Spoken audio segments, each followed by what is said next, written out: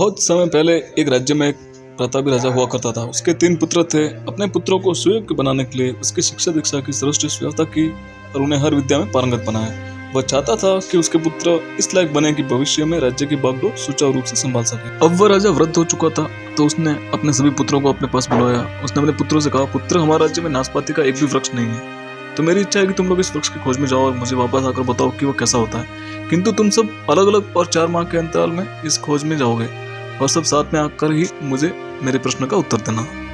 जो आ गया पिताश्री। तीनों पुत्र एक स्वर में बोले। ज्येष्ठ पुत्र सबसे पहले गया, उसके ऊपर मंझला और कनिष्ठ पुत्र अंत में गया। जब सभी पिता के कहे वृक्ष की खोज वापस करके लौट आए, तब एक साथ राजा के पास में पहुंच गए। राजा उनसे बोले, पुत्र, बारी बारी से बताओ कि वह वृक्ष कैसा होता है। ज्येष्ठ पुत्र बोला, पिताश्री, वह वृक्ष अजीब है।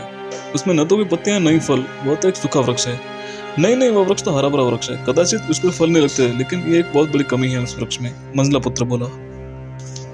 इतने में ही कनिष्ठ पुत्र बोल पड़ा, पिताश्री, प्रतीत होता है कि इन दोनों भ्राता कोई और वृक्ष को देखकर आ गए हैं। नाशपाती का वृक्ष तो हरा भरा और फलों से लदा होता है। मैं अपनी आंखों से देख कर आ रहा हूँ। तो तीनों पुत्र अपनी अपनी बात पर अड़ गए और विवाद करने लग गए। उनके विवाद को शांत करते हुए राजा बोला, पुत्रों, विवाद मत करो। जो तुमने अपनी आंखों से देखा है उसे ही सत्य मानो। जो तुमने देखा है वास्तव में वही सत्य है।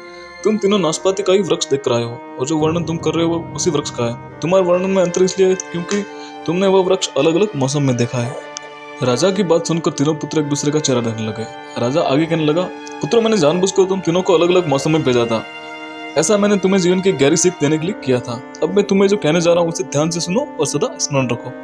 इसके बाद राजा ने अपने पुत्रों को 3 बातें बताई। किसी भी चीज के क्षणिक अवलोकन से उसके बारे में संपूर्ण जानकारी प्राप्त नहीं होती। किसी भी वस्तु, व्यक्ति और विषय के बारे में सही, सटीक और पूर्ण जानकारी प्राप्त करने के लिए उसका लंबे समय तक अवलोकन और परख आवश्यक है।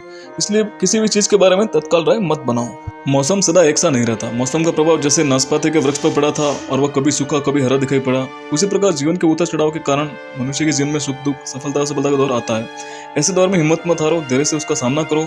मौसम की तरह बुरा समय भी चला जाएगा और सुख का समय भी अवश्य आएगा। किसी भी विषय में दूसरे का मत अच्छी तरह जाने बिना आवश्यक विवाद में मत पड़ो। दूसरे का पक्ष भी सुनो और उसके विचारों और दृष्टिकोण को जानो। इससे तुम्हारा ज्ञान वर्धन होगा, दृष्टिकोण व्यापक होगा। जब भी विवाद की स्थिति निर्मित हो, किसी ज्ञानी और बुद्धिमान व्यक्ति से परामर्श लेकर अपना विवाद सुलझा लो। राजा की सीख तीनों पुत्रों ने गांठ बांध ली और प्रण किया कि जीवन में सदा इन बातों का अनुसरण करेंगे।